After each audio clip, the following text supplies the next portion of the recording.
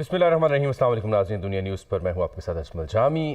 خصوصی ٹرانسمیشن لے کے آئے ہیں کیونکہ اقتصادی سروے آج پیش ہونے جا رہا ہے اور کل پھر بجٹ ہے، تو بجٹ کی آمد کے ہنگام سیاسی خبروں سے ہٹ کر بجٹ پر بھی عوام الناس کی خاصی نظر رہتی ہے، کیونکہ اس سے ان کا مستقبل آنے والا سال جڑا ہوتا ہے۔ کون سی شے مہنگی ہونے جا رہی ہے، کیا سستا ہوگا، کیا سرکاری ملازمین کی تنخواہ میں اضافہ ہوگا، پینشن بڑھے گی یا نہیں بڑھے گی، ریلیف کہاں سرکار دے رہی ہے۔ اس لیے بجٹ سے جڑے معاملات پر آپ سب کی نظر رہتی ہے اور حسب معلوم دنیا ٹی وی ٹرانسمیشنز کا یہ سلسلہ آپ کی خدمت میں لے کے آیا ہے۔ بات کریں گے، ہمارے ساتھ موجود ہیں خرم شہزاد صاحب، ایکسپرٹ ہیں، اور جناب احسان ملک صاحب اسلام آباد اسٹوڈیو سے، مزمل اسلم بھی جوائن کریں گے، حماد عالم، حارث امیر اور ڈاکٹر خاقان نجیب بھی ہمارے ٹرانسمیشن میں موجود ہوں گے۔ سب سے پہلے احسان ملک صاحب، یہ ہمارے جو معاشی ماہرین ہیں، یہ تو جو تصویر کھینچ رہے ہیں ان نمبرز کے اوپر، اس ڈیٹا کے اوپر جو کہ سامنے ہے، یعنی اس میں کوئی ایگزیجریشن کی ضرورت نہیں ہے، تو اسی لیے اسے کرٹیکل کہہ رہے ہیں۔ اب ود ان دی کنٹری اگر ہم بات کریں، جہاں پہ جو انڈسٹری کا شعبہ تھا وہ بھی یعنی مائنس میں گیا، 0.294% اس کی گروتھ نوٹ کی گئی ہے۔ انڈسٹریز کے علاوہ ہمارے یہاں پراپرٹی میں بڑا بوم رہا ہے، اور کسی حد تک وہ بھی ایک سرکل کو، ایک سائیکل کو اگنیٹ کیا کرتا تھا۔ What went wrong with that, اور اب وہ کہاں کھڑا ہے اگلے سال جب ہم نگاہ ڈالیں تو؟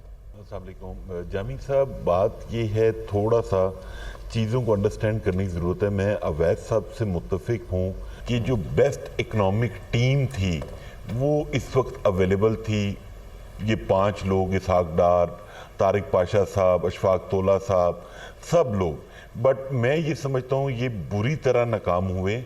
ان کو کوئی انہوں نے روڈ میپ یا کوئی ویژن نہیں دیا کہ انہوں نے اکنامک ایکٹیویٹی کو کیسے لے کر چلنا ہے۔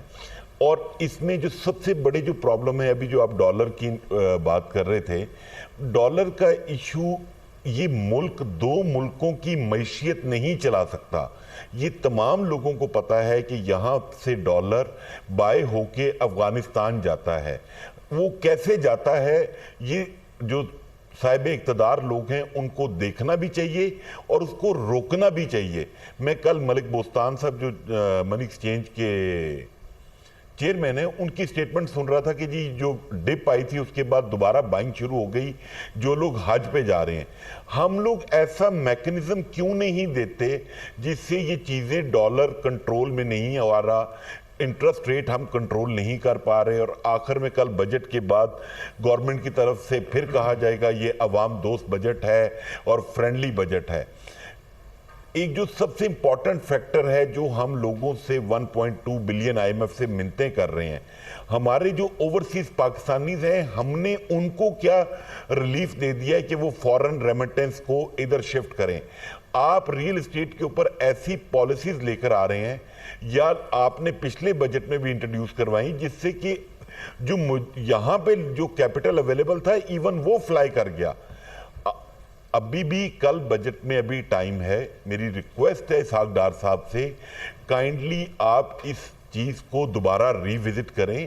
فورن ریمیٹنس کو اٹریکٹ کرنے کے لیے اوورسیز پاکستانیز کو آپ کوئی اسپیشل پیکیج اناؤنس کریں۔ اور اس کے بعد ایک جو خدا کا ظلم ہے، پتہ نہیں کیوں ان کی عقلوں پہ کیا پردے پڑے ہوئے ہیں، سیکشن 111 انٹروڈیوس ہوئی ہے، جس میں کہ آپ ایک سال میں 50 لاکھ روپے سے زیادہ پاکستان پیسے ٹرانسفر نہیں کر سکتے۔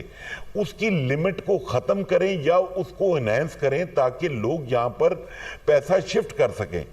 تو جب تک آپ ایسے میئرز نہیں لیں گے تب تک مجھے نہیں لگتا کوئی بہتری آئے گی۔ آئی ایم ایف کی بات چیت چل رہی ہے، ورچوئل میٹنگز چل رہی ہیں، ان کا بورڈ میٹنگ ہونی ہے۔ پرائم منسٹر ابھی انٹرویو میں بھی کہہ رہے تھے کہ وہ ہوپ فل ہیں، بٹ مجھے یہ فیل آتی ہے کہ یہ ہماری گورنمنٹ اس کو لے کر پیرلل چل رہی ہے۔ جب تک یہ بجٹ نہیں دیتے اس وقت تک یہ چیزوں کو آئی ایم ایف کی طرف سے فائنل نہیں کر پا رہیں گے۔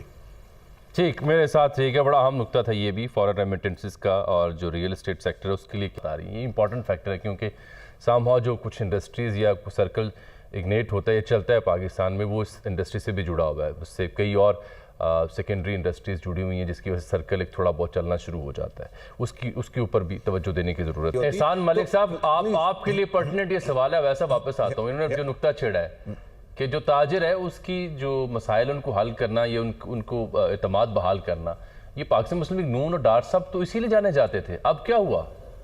جامی صاحب میرے خیال میں نا مور اور لیس لوگوں کو جو ہمارے ایشوز ہیں ان کا بڑا اچھی طرح ادراک ہے. ہمیں بیسیکلی سلوشنز کی طرف جانا چاہیے اور سب سے پہلے اپنے ہاؤس ان آرڈر کرنا چاہیے، اپنے ایکسپینسز کو کٹ ڈاؤن کرنا چاہیے. آپ نے اتنی بڑی جو ٹیم رکھی ہوئی ہے پرائم منسٹر نے، اس کو سکویز چھوٹا کرنا چاہیے. اور اس کے بعد میرے خیال میں جو ابھی ریسنٹلی B2B ایک بارٹر ٹریڈ کے اوپر ہمارا معاہدہ ہوا ہے Afghanistan, Iran, Russia and China سے، اس کو پرموٹ کرنا چاہیے. اس سے کافی بہتری آئے گی. ہم جو ایپٹما کاٹن امپورٹ کرتا ہے 1.5 سے 2 بلین کی، اس کو ہم کم کر سکتے ہیں.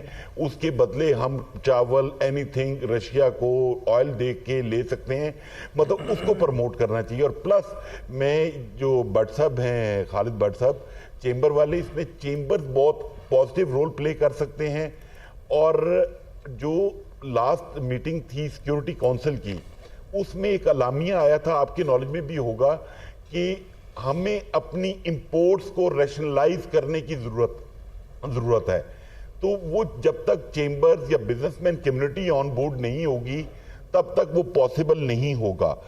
میری یہ گزارش ہے کہ آپ اس کو اس طریقے سے دیکھیں کہ جیسے ابھی مزمل صاحب نے بھی کہا، خاقان صاحب نے بھی کہا، اور اس سے پہلے میں پہلے ہی کہہ چکا تھا کہ 111 کو ہمیں فوکس کرنا چاہیے.